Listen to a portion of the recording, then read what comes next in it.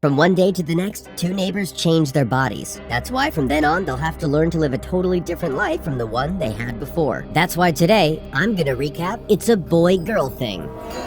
Remember that if you like the videos, you can support the channel by liking, subscribing, and activating notifications. It's free and it really helps me to keep growing. Now, let's recap. This is the story of Nell, the typical good girl who is not like the others since she loves to read and study and all those things. And Woody, who is the popular athlete of the school who has no future. They've always been enemies, and unfortunately, they're window neighbors. So he keeps bothering her with loud music when she tries to study. And on top of that, when she tries to get him to let her read in peace, she only ends up involved in an accident and shirtless.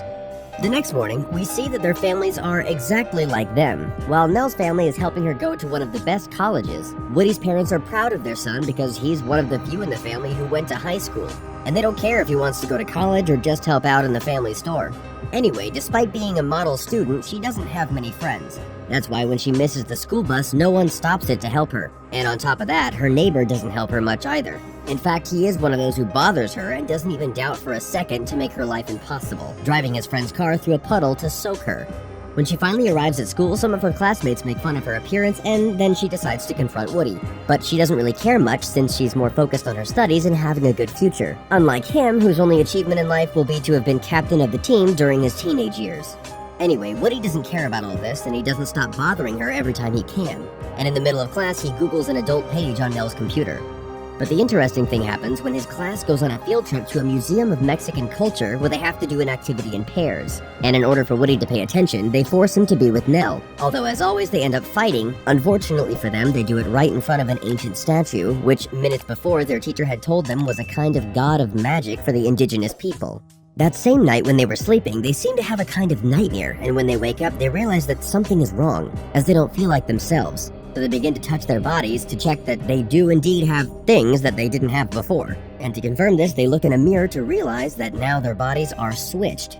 From then on, they have to face all the difficulties of being the opposite gender, such as having a friend who is awake very early in the morning, or having to lead a completely different lifestyle. Since while Woody eats pounds and pounds of meat for breakfast, Nell eats only oatmeal. As soon as she gets to school, they meet to talk, and Nell feels very bad about what she's going through and wants to start crying. But Woody calms her down so she doesn't make him look bad in front of everyone. He tells her that it's probably just a one-day thing and that tomorrow everything will probably be back to normal. They go about their day with complete normalcy, even though Nell has to deal with Woody's girlfriend named Brianna, and on top of that, she has to deal with going to the men's room. The problem happens when the next day it turns out that the magic didn't end. And from this, they start arguing again. And with that, they start a war to ruin each other's lives. Like turning Nell into an easy girl and taking advantage of the fact that he can enter the girls' toilet. For her part, she ruins Woody's reputation by making him look like a loser, and even ends up with his perfect girlfriend. But it all comes to a limit when he, as revenge, goes with a guy so she can have her first time with a random guy. Which makes Nell very upset because she had always been saving that moment for a person she really loves. What she doesn't know is that Woody actually regretted and ran away before anything happened. But the guy was resentful and soon spread false rumors all over the school about how he did it with her. It's okay anyway, because Woody isn't going to let him tell lies about them. Looks like I'm gonna have to have a talk with that son of a bitch because nobody calls us a slut. So he goes straight to asking him to admit that all the rumors are lies or else he'll beat him up. Clearly, to a big guy, a small girl is no threat, so he keeps saying she's a slut. Woody tries to hit him but doesn't count on the fact that he no longer has his physical strength because he has changed his body.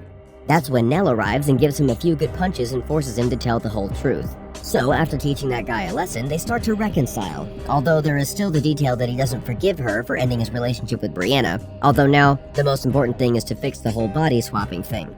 As they talk, they realize that it all started when they were in the museum in front of the statue of the god of magic, and they can't think of anything better than to go to him again and ask him nicely to give them back their normal lives, trying to convince him that they are good friends and they don't deserve this. They count to 3 in the hope that something will change, but in the end it's no use. So they end up eating pizza to plan how they're going to move on with their lives, especially since they both have very important events.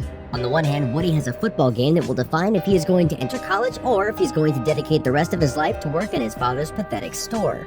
and Nell has an interview that will determine whether she will go to one of the best universities in the country.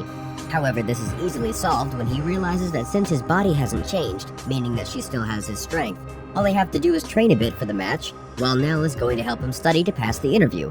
Anyway, this doesn't matter much for now, as Woody approaches one of his friend's girlfriend, but apparently he's cheating on her, and as Woody tries to make her calm down, she invites him to a girls' night out. There, in addition to taking advantage of the view, he also learns that in reality his ex-girlfriend never loved him, but was with him because he's the captain of the team and this gave her a good reputation. But worst of all, she ends up being subjected to a kind of torture. This was a bad idea. 3. On top of all this, Nell was at a boys' party and ends up getting drunk. But that's no excuse for our protagonists to get together the next day. So Nell can continue practicing for the game and Woody can finish getting ready for the interview. They also decide that it would be a good idea to go to the dance together, since it would be weird if they go with other people, and even though they say it's not going to be a date, we all know it will be. That same night at dinner, they both chat with their families, and there Nell learns that their parents were friends. But because of her mother, they had to separate since she didn't want her family to hang out with lowly people. The most important thing is that she begins to understand Woody's family more, and she can see that they are really very kind and that they really care about their son. But on the other hand, Woody discovers that Nell's family, and even she herself, thinks his whole family is stupid. And that's why he goes to the school field to get even and play some football. Nell had just gone to look for him because they had to continue studying, but when she finds out that he left, she doesn't hesitate to go look for him. Woody tells her that he's tired of everything because he knows what she thinks of him, but he can't change the fact that the only thing he's doing well at is football. And on top of that, he's going to miss the most important game of his life just to go to an interview for a college he's never going to go to. When Nell hears all this, she doesn't know how to respond, because even though she's changed her mind during all this time, she knows that there are many things he's right about. And even though they part ways, they still respect their side of the deal and both go to their respective events. First comes Woody's turn, who is nervous but also confident that she really deserves a place in that university. But everything starts to get complicated when the questions are totally different from what he had practiced. However, he does not give up and keeps on trying until the end, but using his own methods. The most complicated part comes at the time of the match because they keep knocking Nell down again and again, and even though in the end they can start to win some points, everything is decided in the last seconds of the game. And just when everything seemed lost, she manages to score the last points that crown them as the winners. So they give her an invitation to a university, and when they finally meet again, they congratulate each other for having managed to overcome the obstacles as they had promised. But then, magic happens, and their bodies return to normal. While this is good news, it also causes them to end up drifting apart as they have to return to their normal lives. And when the team goes to find Woody to continue celebrating their victory, they end up separating, realizing that they now have no more reason to stay together. Nell follows him anyway, but then Woody's ex-girlfriend appears and suddenly kisses him. That's why she prefers to leave, and even though he tries to follow her to explain what happened, it's too late and he can't find her. Days go by, and they don't communicate again since Nell decided that she would never see him again, even though they'd promised to go to the dance together. He realizes that she's avoiding him and tries to go to her house so he can apologize, but Nell doesn't want to hear from him anymore, and on top of that, her mother doesn't want her to hang out with a boy with no future. So on prom day, he goes with Brianna, while she stays sad and alone at home. This doesn't go unnoticed by Nell's father, who convinces her to go to the prom to look for Woody, and gives her a dress for the occasion.